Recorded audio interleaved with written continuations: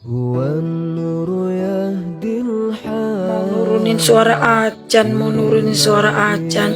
Yang perlu diturunin itu harga minyak goreng, Pak Menteri. Sekarang kami tinggal di kota Sebelu Salam itu minyak langka plus mahal. Itu yang perlu diturunin, bukan suara ajan yang lu turunin. Lu menteri atau apa sih? Suara ajan mau kau turunkan, sampai kapan pun gak bisa kau turunkan. Kami bersumpah. Ini negeri Aceh ya bos, Bu Salam. Biar kau tahu dulu. Ingat itu, suara kau gak perlu kami dengar. Walaupun kau menteri, gak perlu kami tegakkan. Gak semua peraturan di negara Indonesia itu harus ditegakkan, harus kami ikuti. Enggak. Ngapain kami ngikuti aturan yang gak punya otak kayak gitu? Yang buat aturan aja bukan orang Islam kayaknya. Kalau orang Islam gak pernah anti sama suara ajan. Siapa di sini yang anti dengan suara ajan? Silahkan pindah ke negeri yang tidak pernah ada suara ajan. Karena lu tahu kenapa di Indonesia itu setiap 200 meter ada musola, ada masjid. Itu wajar bos.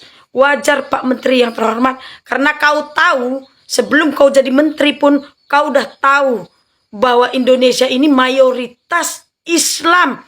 Garis besari, mayoritas Islam Indonesia.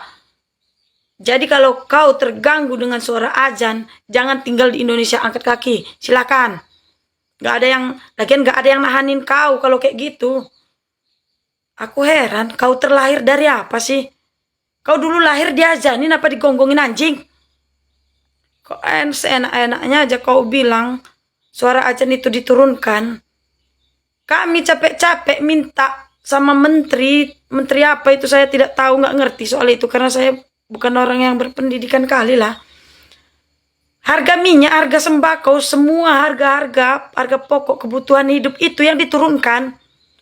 Ini kau malah suara ajan yang kau turunkan. Gak ada guna kau memang jadi menteri agama kau. Mending turunkan aja lah itu. Buat Bapak Presiden yang terhormat.